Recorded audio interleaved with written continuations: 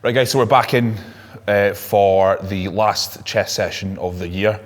Pretty much, if you haven't been following me on Instagram, you only follow me on YouTube, then you'll know that, you won't know that I'm going in for a shoulder operation on Wednesday. I've torn my labrum, my right shoulder, the tendon that goes across, or goes around the joint that the bicep tendon attaches into. So it's kind of like split down the middle. So that needs sewn back up. So that'll take me 6 weeks out of the game. So, but it is what it is. That's been progressive over time. There wasn't like an instance where it actually happened. It's just wear and tear. It's just 15 years of doing this lifting game and competing for 11 years as well. It's all kind of just taking its toll and just kind of end up in that. So yeah, go operation on Wednesday, and in the past 2 months, I've had to kind of adjust my training a little bit for chest and shoulders. I can still train. I've still got full mobility through the shoulder. I'm not in pain, so I can still get a good amount of work done. I just have to be very careful about the angle at which I'm moving.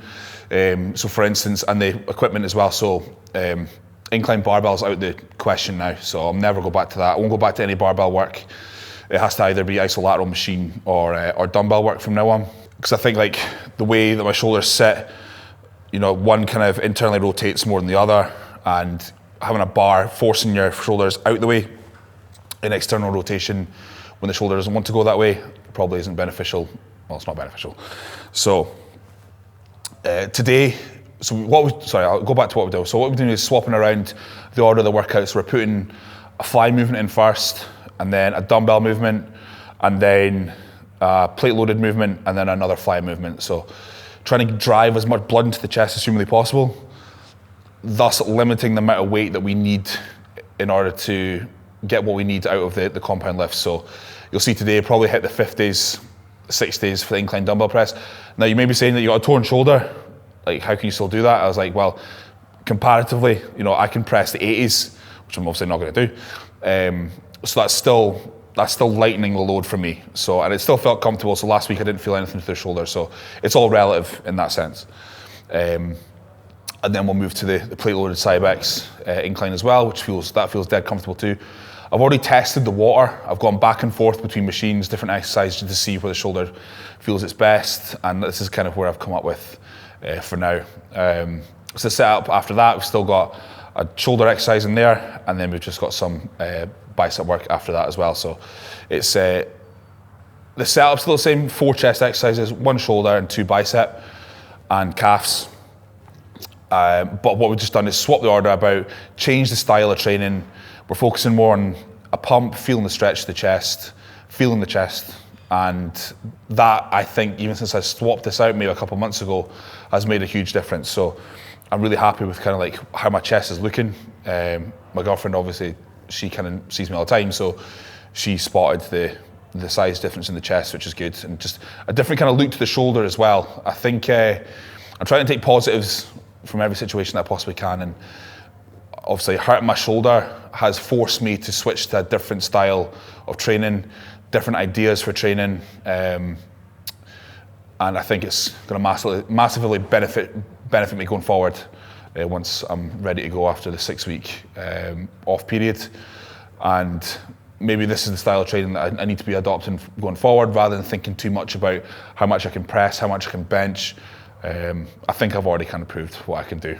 And luckily I've got videos to prove it as well. So yeah, changing up the style of training. If I'm getting a rounder, fuller chest, rounder, fuller shoulders, I'm doing a different style of training, I think that's going to be more beneficial, because we're not here to see how much we can side raise. Who cares? You know, we're just trying to develop the shoulder. We're not here to see how much we can fly.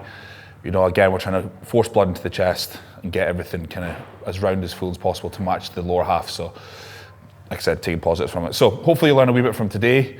If you too have shoulder, I've actually had quite a few people message me off the back of my stories and stuff, saying that they're feeling issues to the shoulder and that. So perhaps this is a good takeaway for you to change about your chest training, move around injuries such as slap tears like I've got, or just like an impingement or something like that. Hopefully you take a wee bit away from this, just to kind of, you know, handle your own injuries and manage your own injuries. So cheers guys.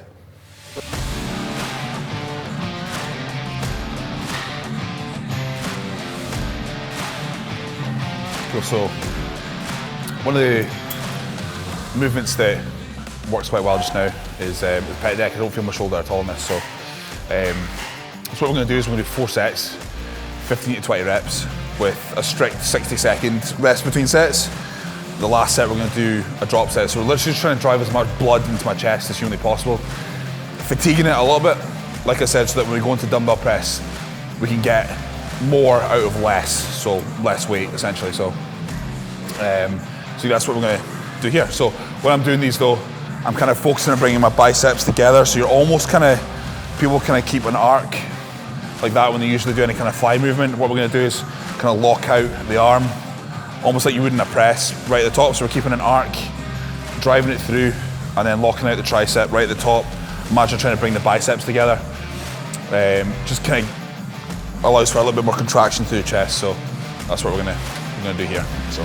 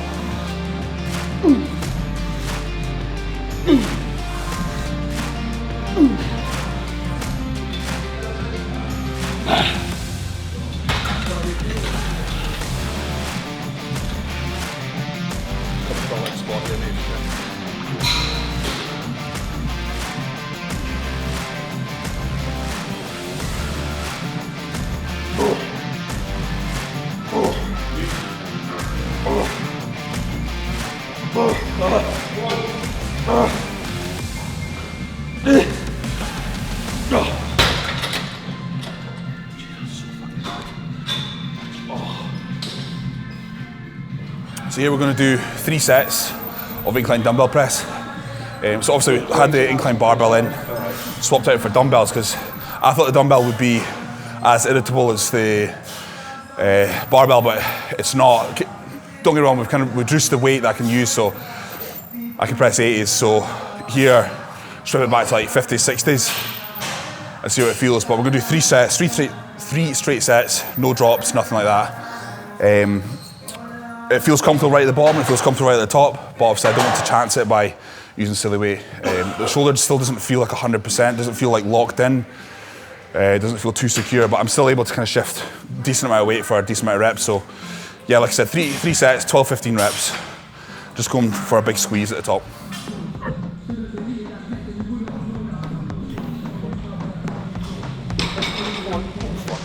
Okay, feet, yep.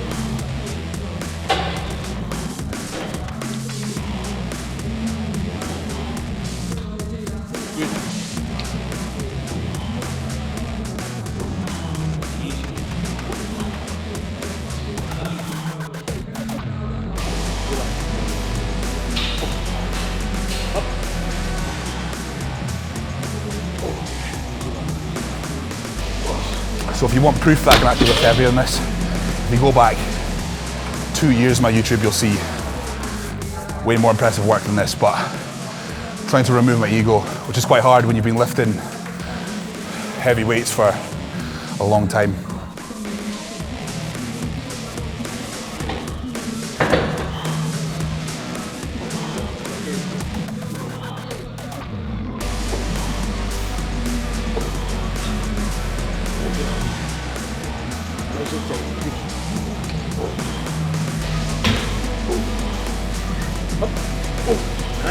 I tell guys all the time, clients where they're injured, they've got niggles, that as long as you emphasize the way you execute the exercise, you'll be fine. You're still going to get a lot of the exercise, even if you reduce the weight by 30%. But as I probably said before, I'm really good at not listening to my own advice. So I'm going to listen to my own advice today. So.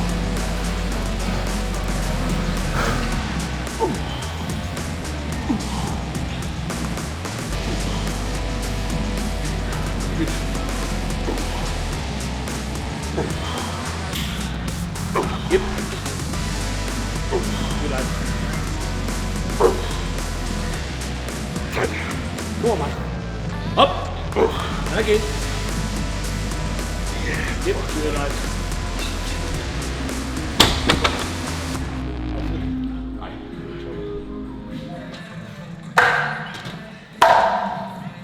So we're going to do the Cybex incline isolateral. This actually feels really good on the shoulder.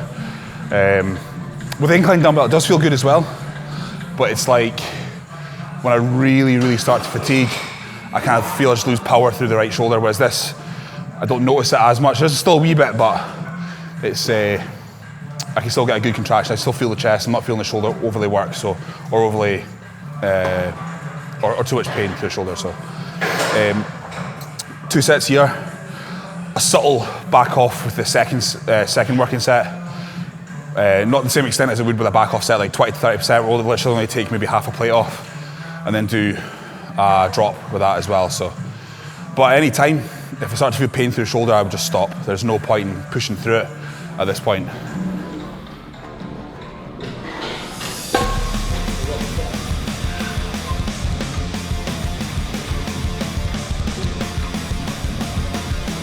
Up. Yep.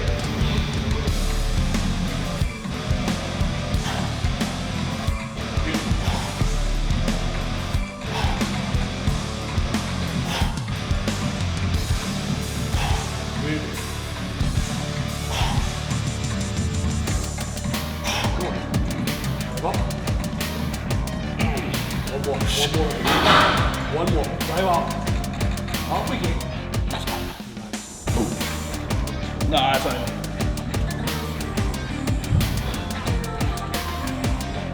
Right. Up. One. Yes. Relax. Right.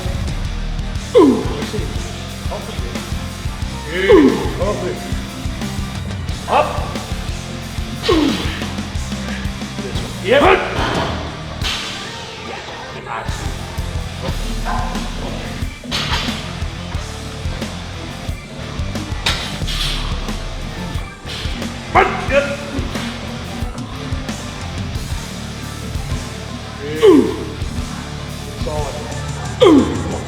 Up. Good lads. Yes. One more drop here.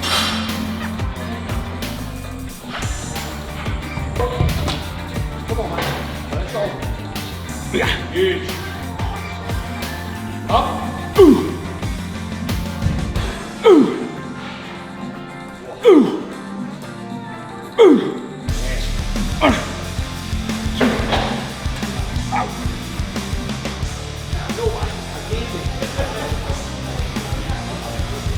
Pretty much the same setup as the pec deck at the start, without the drop in the set 4. We're going to do 4 sets, 15 to 20 reps. Again, bring the biceps together. No failure with this. We went to failure on the last set of pec deck. We won't do that here. We're just going to drill in as much blood as we can. Get a nice wee stretch. We'll finish off the 4th set with a nice 10-second stretch. Other than that, it's just straight sets, trying to fill the chest up.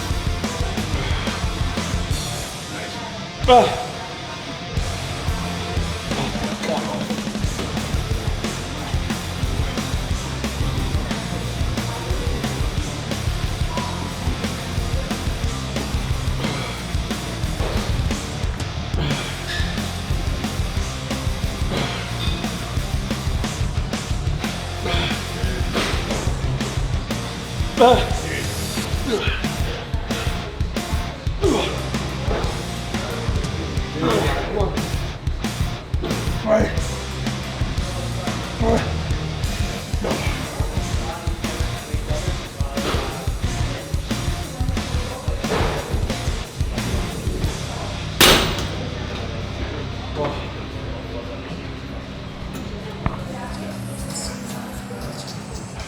we're going to finish chest off with the prime pin loaded. So what I've done is I've come around here, changed the torque to number 3. So that means it's harder in the lengthened position. So after all the work that we've done, we've fatigued the contraction. We're not getting anything else through that. So fatigue the lengthened, so right down at the bottom, and just finish off the chest with that. So do a wee drop set with this as well. There we go.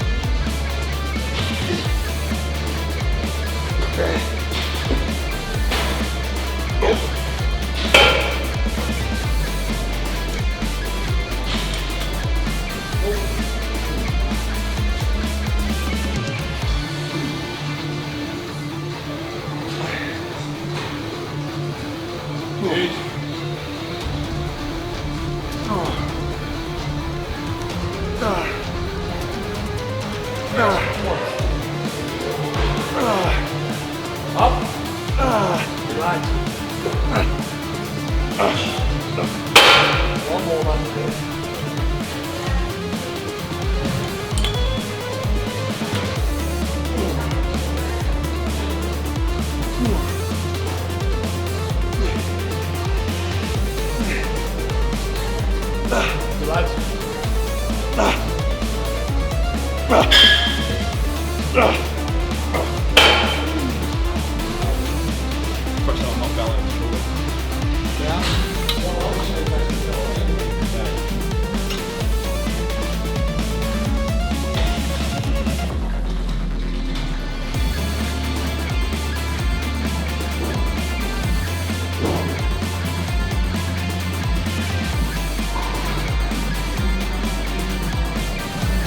So here we're just going to do 3 sets, 15 to 20 reps.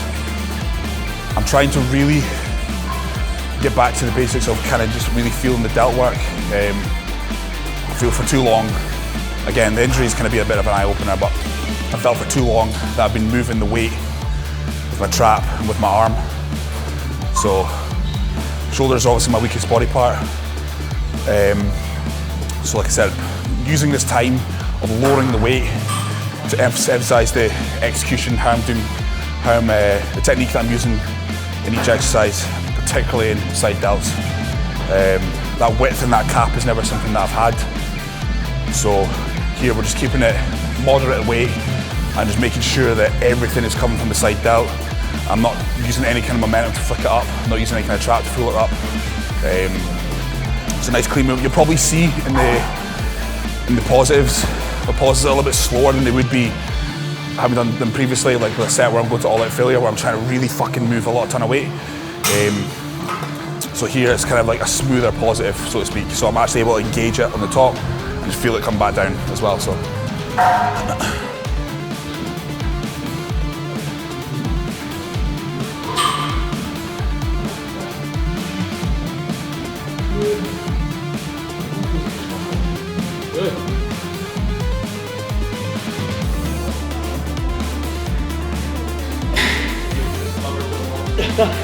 Any excuse to get out, I can't fit into that.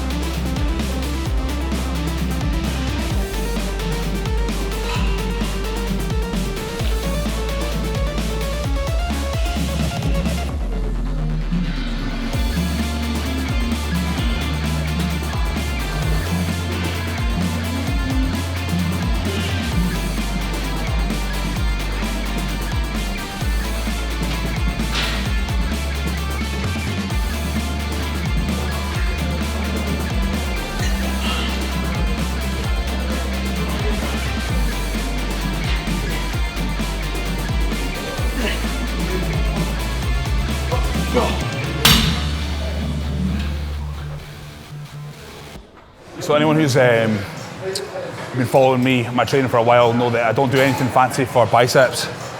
It's kind of just straight set work. I think anything remotely approaching like heavy failure, anything less than 10 reps for me with biceps, and it's just a no-go. The tightness that builds up in my brachialis and through the bicep is just not efficient for me. So tend to hit like the 15 to 20 range with just cable movements. Can't really do dumbbell stuff either. I don't feel it where I need to feel it. The cable stuff, what we'll do today is do 3 sets of the standing easy bar with a drop, and then we'll do 4 sets of the isolateral cable curl. Like I said, the cables just allow for continuous tension throughout the movement, and yeah, I've kind of seen kind of good changes to my biceps off the back of that. So.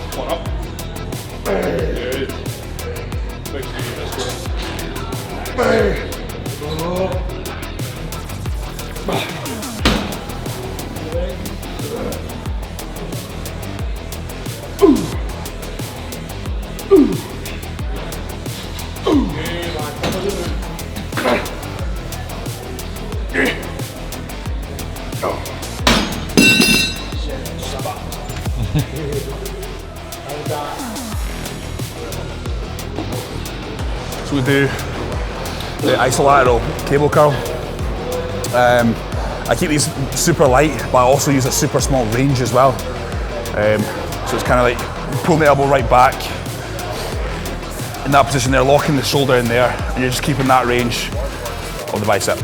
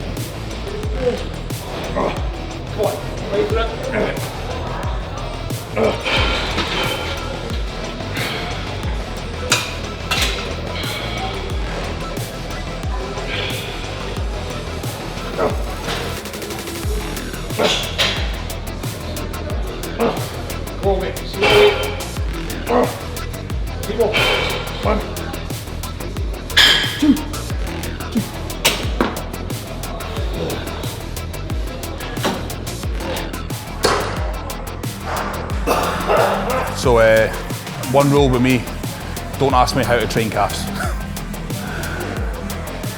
Don't copy this. You won't grow your calves in this.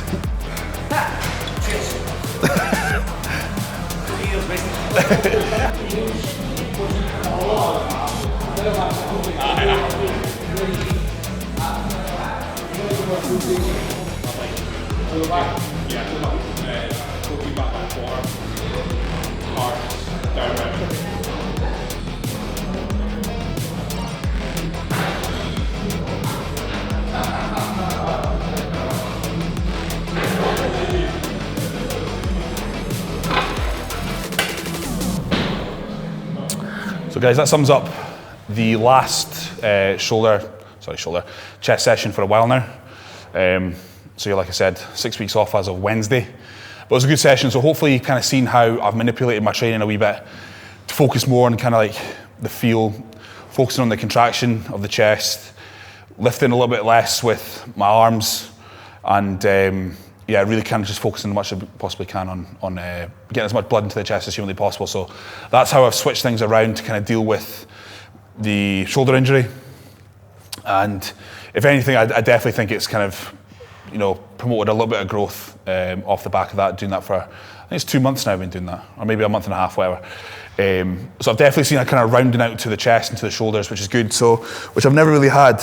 I've never really had that width and that 3D look through the shoulders. So hopefully this might be something where I need to, in the chest, something I need to keep doing in the future, and just kind of seeing where that kind of ends up. I would like to go back to the heavy stuff, especially back to the heavy dumbbells, even if it's just for the one exercise I do, you know, one working set with heavy weight, and then the rest is just kind of backing off with the you know, the fly movements, the pumpy stuff, as you would call it. So definitely feel that's going to benefit me. But it also kind of shows you that every kind of body part can take a different beating as well. For instance, like you've seen through a lot of my videos, is that, you know, my arms don't get destroyed anymore. It is very much pumping them up as much as humanly possible, getting as much blood into them as possible. And I think that's what's promoted a kind of rounder look to my arm. Whereas like my legs, they can get destroyed with like 1 or 2 working sets, obliterated with intensifiers. Same extent to the back as well. So your body isn't all just one complete training system from head to toe. You do have to kind of work out what is and what isn't working at that moment in time. And when I say moment in time, we know it kind of changes over time. So one thing doesn't respond to a certain thing. You know, as your musculature changes, you can manipulate your training to kind of suit, you know, what's working and what's not. So yeah, that's kind of where I'm sitting just now. So hopefully, if you've got any shoulder injuries, you kind of took a wee bit off that, how to, you know, swap things about in your training. And yeah, let's just keep making progress without further impacting the injuries, so to speak. So yeah, that'll be me. Probably no more training videos for the next 6 weeks. But yeah, I'll keep you updated with everything else via social media and that. So remember to like, subscribe, comment, and ring the bell thing. And yeah, cheers guys.